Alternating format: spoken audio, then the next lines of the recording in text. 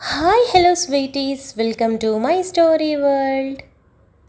పూజ చాలా దూరం ఆటోలో వెళ్ళి ఒక పక్కన నిలబడుకొని ఉండగా రేవంత్ తనని రిసీవ్ చేసుకొని ఇంటికి తీసుకొని వెళ్ళాడు.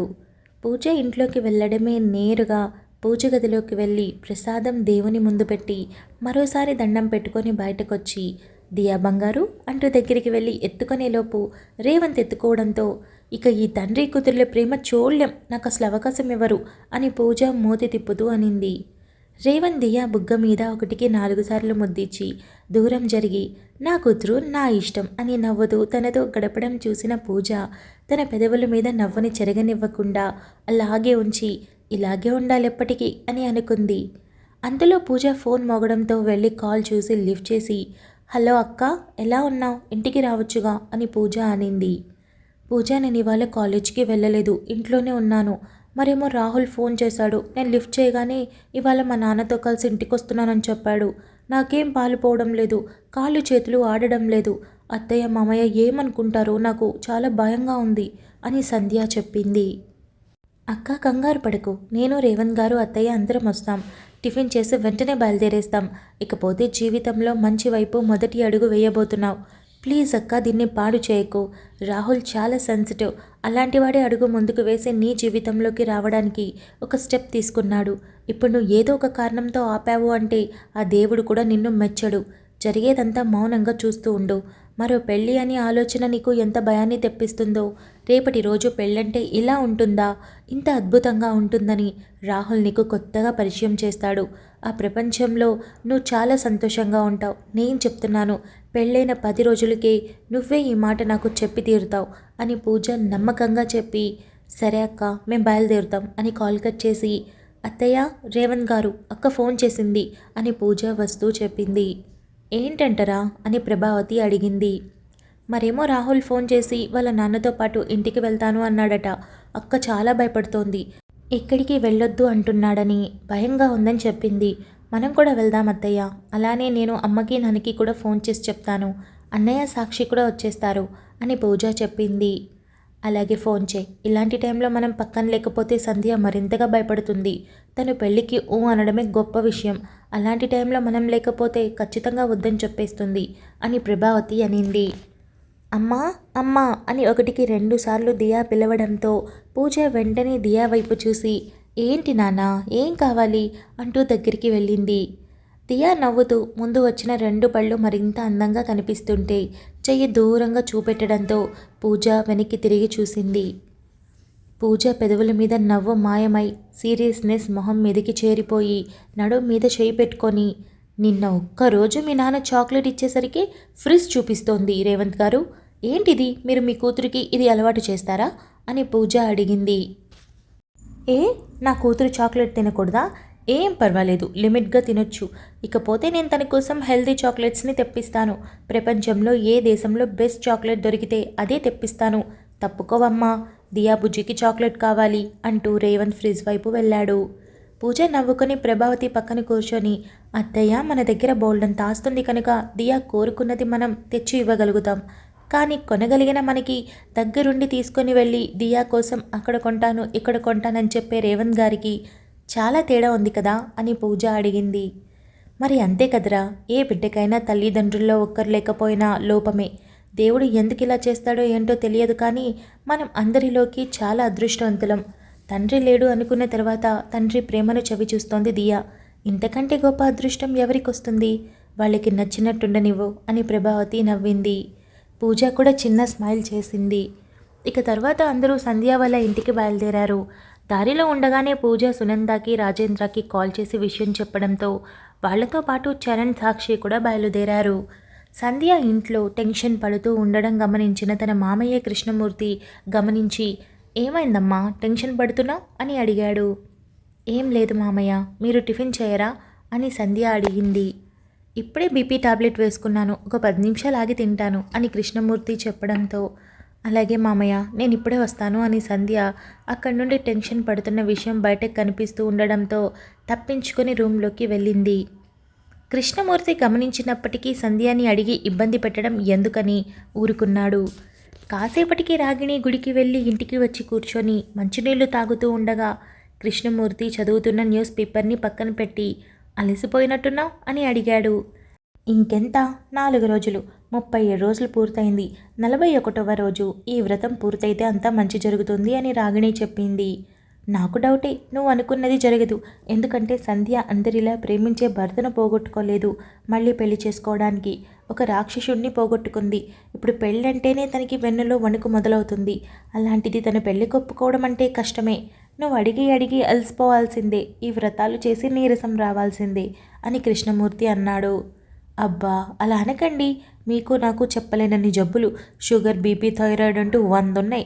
ఎప్పుడు పోతామో ఎవరికీ తెలియదు. సంధ్య ఒంటరిగా తిరిగి తన పుట్టింటి మీదకి వెళ్తే అక్కడ ఆ ఇంటి కోడలు మంచిదే, కాదనడం లేదు. కానీ ఎన్ని రోజులు చూస్తుంది? సంధ్యకి కూడా నా ఇల్లు అని స్వతంత్రంగా ఉండగలుగుతుందా? అలా ఉండగలిగేది కేవలం తన ఇంట్లో మాత్రమే. అంటే ఇక్కడ. కానీ ఇక్కడ తన బాధల్ని, సంతోషాల్ని, సుఖాల్ని, కష్టాల్ని పంచుకోవడానికి ఎవ్వరూ లేరు. మనకు వండి పెడుతుంది, గౌరవం ఇస్తుంది, కాదనడం లేదు. కానీ తన మనసులో ఉన్న ప్రతిదీ చెప్పుకోవడానికి మనం ఎలా సరిపోతాం? అందుకే తను పెళ్లి చేసుకోవాలి. అయినా తన వయసు ఎంతండి? చిన్నది. కనీసం పిల్లలు లేరు. ఒక రాక్షసుడిని వదిలించుకుంది. అటువంటప్పుడు మంచి అబ్బాయిని చూసి పెళ్లి చేస్తే తన పెళ్లి చేసుకొని సంతోషంగా ఉంటే అది చూశాక అంతకంటే తృప్తి నాకు ఇంకొకటి ఉండదు అని రాగిణి చెప్పింది. నిజమే రాగిణి, కానీ అనుభవం చాలా చేదు జ్ఞాపకాలు ఇస్తుంది. అలాంటి వాటిల్లో సంధ్య ప్రత్యక్ష నరకాలు ఎన్నో చూసింది. వాటిల్లో ఆఖరిగా చూసింది అది మరీ భయంకరం. అప్పట్లో తన చెల్లి ఆ పరిస్థితుల్లో ఉంటే అర్థం కాలేదు, కానీ తన వరకు వచ్చి తన భర్త తన ఫ్రెండ్స్కి తనను అప్పగిస్తే భరించలేకపోయింది. ఇవన్నీ చవి చూసిన అమ్మాయి పెళ్ళి అంటే భయపడడం సహజం. ఇప్పుడు మనం తల్లిదండ్రులుగా మారి చూసుకుంటున్నాం. ఆ తర్వాత మన ఆస్తిపాస్తులు తనకిస్తే నచ్చినట్టు బ్రతుకుతుంది. మాటికి పెళ్ళి పెళ్ళి అని ఇబ్బంది పెట్టడం ఎందుకు అని కృష్ణమూర్తి అన్నాడు. అలా అయితే తను ఎప్పటికీ తన జీవితంలో ముందుకు వెళ్ళలేదు. ఇచ్చిన ఆస్తినంతా ఏ అనాథ పిల్లలకి ఇచ్చేసి ఉద్యోగం చేసుకుంటూ బ్రతికేస్తుంది. ఆస్తిని చేయడం తప్పు కాదు, కానీ తను ఒంటరిగా ఉండిపోవడం మాత్రం చాలా తప్పు. అయినా తనకేం తెలుసండి? ఏం చూసింది? జీవితంలో మనం పెద్దవాళ్ళం. ఒక అడుగు ముందుండి నిర్ణయం తీసుకొని తన లైఫ్ని బాగు చేయాల్సిన బాధ్యత ఎంతైనా ఉంది. అయినా ఇవన్నీ మీకు అర్థం కావులే. ఎంతసేపు సంధ్య ఏదంటే దానికి తలూపుతారు. నాకు ఒక్కసారి కూడా సపోర్ట్ చేయరు. ఇక మీద నాకే సపోర్ట్ చేయాలి. ఇంకా 4 రోజుల్లో వ్రతం అయిపోతుంది. అప్పుడు సంధ్యకి మంచి రోజులు వస్తాయి అని రాగిణి అనింది. మర్చిపోయాను. సంధ్య ఎందుకో కంగారుగా ఉంది. టిఫిన్ పెడతానంది. వద్దు, ఇప్పుడే టాబ్లెట్స్ వేసుకున్నానని చెప్పాను. ఆ మాట కూడా కంగారుగానే అడిగి ఆ తర్వాత ఇక్కడ ఉండకుండా రూమ్లోకి వెళ్ళిపోయింది అని కృష్ణమూర్తి చెప్పాడు. అవునా, నేను వెళ్ళి పలకరించొస్తా అని రాగిణి లేచి వెళ్ళబోతుంటే కాలింగ్ బెల్ మోగింది. రాగిణి తల తిప్పి చూసింది. అలానే సోఫాలో కూర్చొని ఉన్న కృష్ణమూర్తి కూడా తలెత్తి చూడడంతో రేవంత్ పూజతో పాటు ప్రభావతి దియాని ఎత్తుకొని కనిపించడంతో పూజ అని రాగిణి ఎంతో ఇష్టంతో నవ్వుతూ పిలిచి, రారా, కాలింగ్ బెల్ కొడతావేంటి? ఇది మన ఇల్లు, అలా బయట నిలబడిపోయారు, రండి రండి అని రాగిణి నవ్వుతూ దగ్గరికి వెళ్ళి ఆహ్వానించింది. అందరూ లోపలికి వచ్చాక రండి కూర్చోండి అని చెప్పి రాగిణి గట్టిగా సంధ్య సంధ్య అని అరిచింది. సంధ్య రూమ్లో కూర్చొని ఆలోచిస్తూ ఉండడంతో సంధ్య అని పిలవగానే రాహుల్ వచ్చాడేమోనని తన హార్ట్ బీట్ మరింత వేగంగా కొట్టుకోవడంతో లేచి డోర్ ఓపెన్ చేసి బయటకొచ్చి పూజాని, రేవంత్ని, ప్రభావతిని చూడగానే ప్రాణం లేచి వచ్చినట్టు అవ్వడంతో నవ్వుతూ వెళ్ళింది. సంధ్య వెళ్ళడమే పూజ పక్కన కూర్చొని అమ్మయ్య, ఇప్పుడు నా గుండె మామూలుగా కొట్టుకుంటుంది అని చిన్నగా అనడంతో మీరంతా మాట్లాడుతూ ఉండండి, నేను వెళ్ళి కాఫీ తీసుకొస్తాను అని రాగిణి వంటగదిలోకి వెళ్ళింది. సంధ్య వెంటనే లేచి ఇప్పుడే వస్తాను అని కిచెన్లోకి వెళ్ళడంతో రాగిణి సంధ్య వైపు చూసి వెళ్ళి మాట్లాడుతూ ఉండు అని చెప్పింది. అత్తయ్య, నేను చేసుకొస్తాను, మీరు వెళ్ళండి అని సంధ్య చెప్పింది. ఏం పర్లేదు, ఎప్పుడో నువ్వేగా పని చేస్తావు, ఇప్పుడు నీ పుట్టింటి వాళ్ళు వచ్చారు, వెళ్ళి వాళ్ళతో మాట్లాడుతూ ఉండు అని చెప్పడంతో సంధ్య సరే అని వెళ్ళింది. కాసేపటికి సునంద, రాజేంద్ర, సాక్షి, చరణ్ కూడా రావడంతో వంటగదిలో నుండి బయటకొచ్చిన రాగిణి అందరినీ చూసి మరింత సంతోషపడి, ఈరోజు మా ఇంట్లో పెద్ద పండుగ జరుగుతుంది అని నవ్వుతూ రండి కూర్చోండి అని పిలిచింది.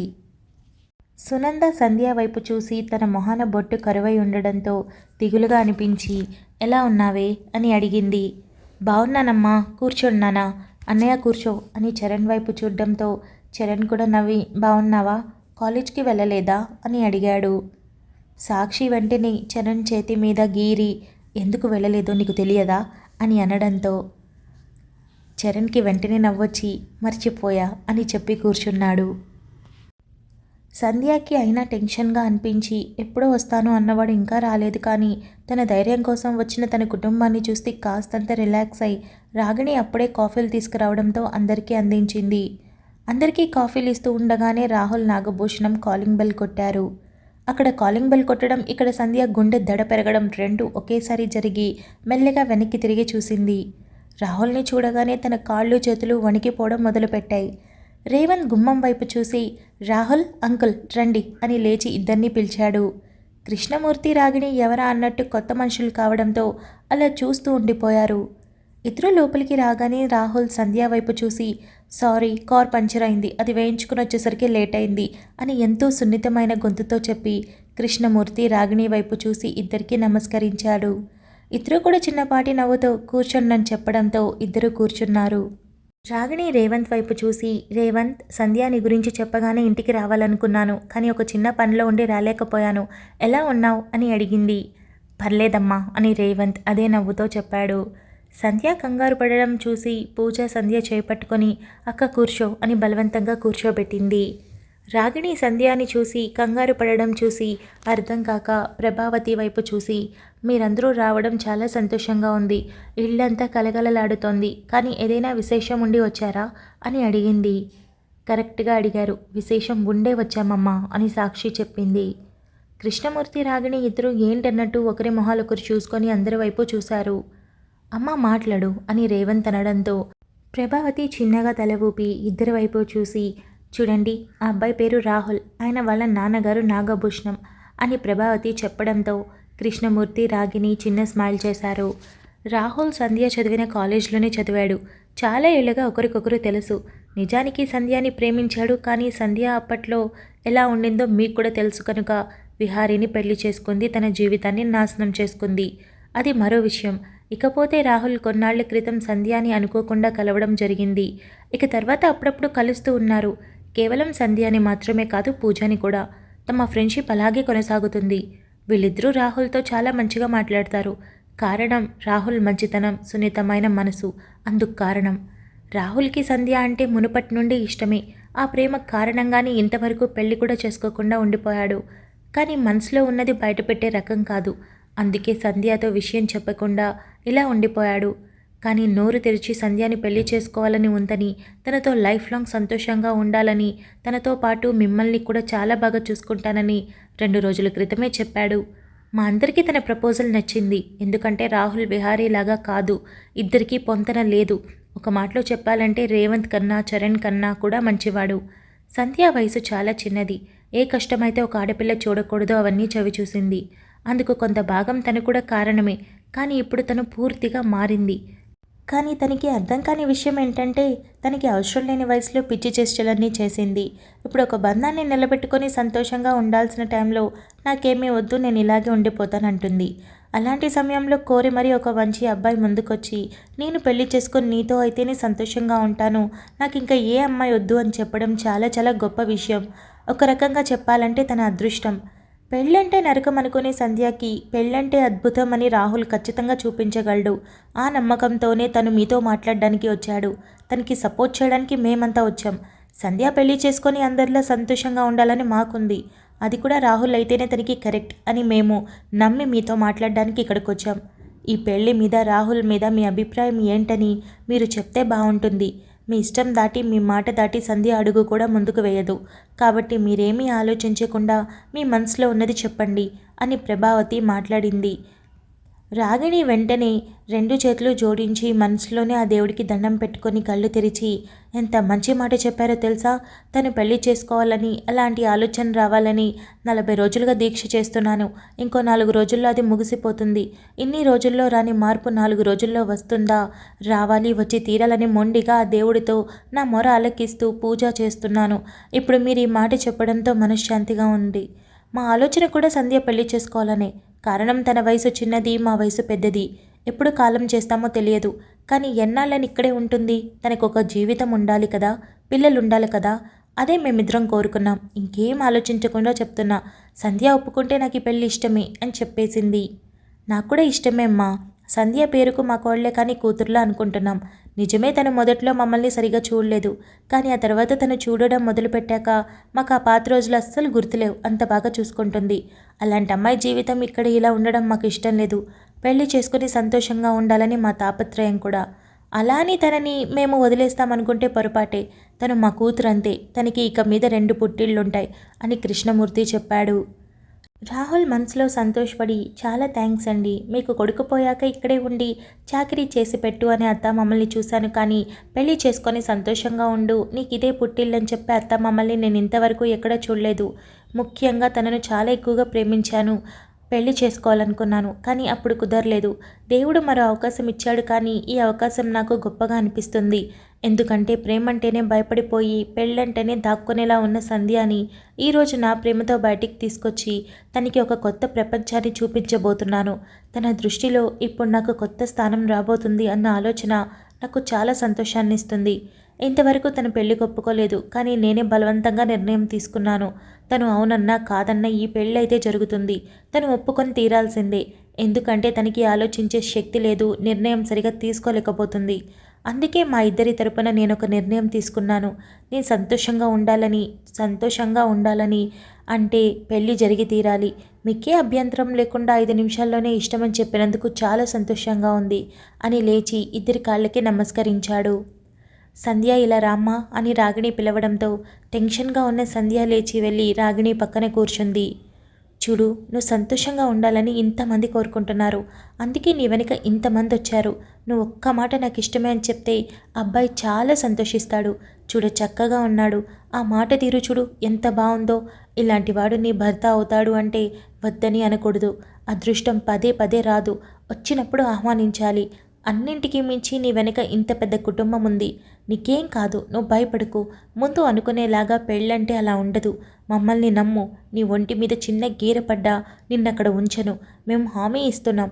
అయినా రాహుల్ అంత దూరం తెచ్చుకునేలా కనిపించటం లేదు. ఒప్పుకోమ్మ పెళ్ళికి అని రాగిణి చెప్పింది.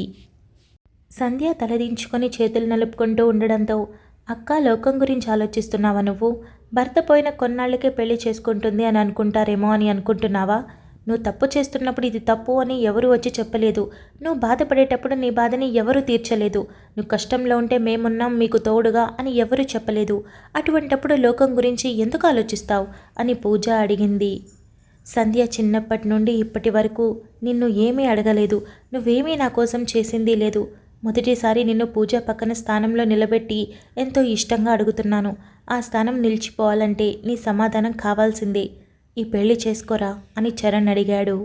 సంధ్యకి ఏడుపు వచ్చేయడంతో అప్పటి వరకు అందరూ మాట్లాడినా రాని బాధ చరణ్ మాట్లాడగానే రావడం, పూజ పక్కన స్థానం ఇస్తానని ఉండడంతో తట్టుకోలేకపోయింది.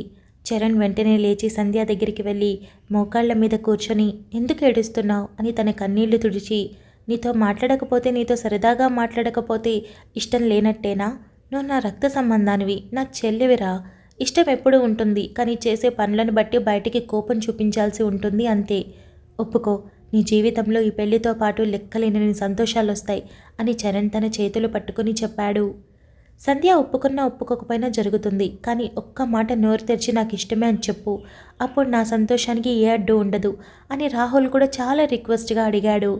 ఒప్పుకోమ్మా, నా కొడుకు ఇంతవరకు ఏదీ ఆశపడి అడగలేదు. వాడి జీవితం ఏదో వాడే అన్నట్టు ఏదో గడిపేస్తున్నాడు. పెళ్లి చేసుకోమంటే వద్దు అన్నవాడు నీ దగ్గరకు తీసుకొచ్చి ఈ అమ్మాయిని చేసుకుంటానని చెప్తున్నాడు. ఒప్పుకోమ్మా అని నాగభూషణం కూడా రిక్వెస్ట్ చేశాడు. సంధ్య కన్నీళ్లు పెట్టుకుంటూనే అందరి వైపు చూస్తూ ఉంది. అక్క, ఇంకా ఏం ఆలోచిస్తున్నావు అని అడిగింది. సంధ్య ఎక్కిళ్ళు పెడుతూ చరణ్ వైపు చూడడంతో ఒప్పుకో అని చరణ్ కూడా అన్నాడు. సంధ్య చూపు మళ్లించి అప్పటికే ఏడ్చి మొహం కందిపోవడంతో అలానే రాహుల్ వైపు ఉబ్బిన కళ్ళతో చూసింది. రాహుల్ కళ్ళు చిన్నవి చేసి ప్లీజ్ అని ఎంతో రిక్వెస్ట్గా అన్నాడు. పెళ్లి తర్వాత ఈ మాటలన్నీ ఉంటాయా అని సంధ్య నోరు తెరిచి తడబడుతూ అడిగింది. పూజ పైకి లేచి అక్క ఒకసారి పైకి లే అని అనింది. సంధ్య అలాగే చూడటంతో నిన్నే పైకి లే అని పూజ మరోసారి అనింది. సంధ్య లేచి నిలబడడంతో రాహుల్ నువ్వు కూడా అని పూజ చెప్పింది. మీ ఇద్దరు ఒకసారి నాతో రండి అని ఇద్దరిని తీసుకొని కనిపించిన రూమ్లోకి వెళ్ళి డోర్ క్లోజ్ చేసి, అక్క, అప్పట్లో విహారీకి నువ్వు అంత ఈజీగా లొంగిపోయావంటే వాడు ఎలాంటి మాటలు చెప్పుంటాడో నాకు తెలుసు. అందుకే ఇప్పుడు రాహుల్ నిన్ను చాలా బాగా చూసుకుంటాడు అని చెప్తున్నా కూడా నమ్మలేకపోతున్నావు. నీ పరిస్థితి నాకు అర్థమైంది. అందుకు సమాధానం రాహుల్ చెప్తేనే బాగుంటుంది. ఇకపోతే ఆల్రెడీ అన్నీ అనుభవించిన దానివి. ఏది నిజం చెప్తున్నాడో ఏది అబద్ధం చెప్తున్నాడో కనుక్కోవడం నీ వంతు. తను మాట్లాడుతాడు, నువ్వు విను. తనలో నిజాయితీ కనిపిస్తే బయటకొచ్చి ఈ పెళ్ళి నీకు ఇష్టమే అని చెప్పు, లేదంటే ఏది జరగదు. ఇక్కడ నాకు రాహుల్ జీవితం కన్నా నీ జీవితమే ఇంపార్టెంట్. తను ఏమైనా నాకు సంబంధం లేదు. నువ్వు హ్యాపీగా ఉండడమే నాకు కావాలి. అందరూ చెప్పారని పెళ్లి చేసుకోకూడదు. చేసుకోవడం వల్ల సంతోషంగా ఉంటానని నువ్వు నమ్మి చేసుకోవాలి. అందుకు సమాధానం ఇప్పుడు రాహుల్ ఇస్తాడు అని పూజ రాహుల్ వైపు తిరిగి, రాహుల్ ప్రేమిస్తే సరిపోదు. ఆ ప్రేమ ఎంత అని ఎలా అని అర్థమయ్యేలా చెప్పగలగాలి. నీ ప్రేమ గొప్పతనం మా అక్కకు పెళ్లి కాక ముందే చెప్తే అంత అనుమానించేది కాదేమో. అన్నీ అనుభవించి అన్నీ నష్టపోయింది. ఇప్పుడు నీ ప్రేమ ఏంటని అర్థం చేసుకోలేకపోతుంది. తనని ఒప్పించు. ఏం చెప్తావో ఎలా చేస్తావో నీ ఇష్టం. కానీ అక్క పెళ్ళి ఒప్పుకునేలా చేసుకోవాల్సింది నువ్వు మాత్రమే. అర్థమైంది కదా అని పూజ చెప్పింది. రాహుల్ తల ఊపడంతో పూజ బయటకొచ్చి డోర్ క్లోజ్ చేసి వెళ్ళి కూర్చుంది. ఏం చెప్పావు అని రేవంత్ అడిగాడు. కంగారు పడికండి. అక్కకి విహారీ ఎన్ని కబుర్లు చెప్పుంటే అంత ఈజీగా మోసపోయింది. అందుకే ఇప్పుడు రాహుల్ చెప్పే మాటలు కూడా అలాంటివే అనుకుంటుంది. తన ప్రేమని తనే ప్రూవ్ చేసుకోవాలని రాహుల్కి చెప్పొచ్చాను. అక్క డెసిషన్ ఏదైనా సరే మనం యాక్సెప్ట్ చేయాలి, గుర్తుపెట్టుకోండి. ఎవరు ఫోర్స్ చేయొద్దు అని పూజ గట్టిగా చెప్పింది. అందరూ సరే అనడంతో పూజతో పాటు అందరూ ఎదురు చూస్తూ ఉన్నారు. రాహుల్ అడుగు ముందుకు వేయడంతో సంధ్య కాస్తంత కంగారే పడింది. Thank you so much for listening guys. Update నచ్చినట్టయితే లైక్ చేయండి, షేర్ చేయండి, కమెంట్ చేయండి, అలానే సబ్స్క్రైబ్ చేసుకోండి. వచ్చేసాను ముచ్చట్లకి. మరేమో ఈ అప్డేట్ ఎలా ఉందో కమెంట్ చేయండి. ఇక లాస్ట్ అన్ని అప్డేట్స్ గురించి ఒకసారి చెప్పేస్తాను.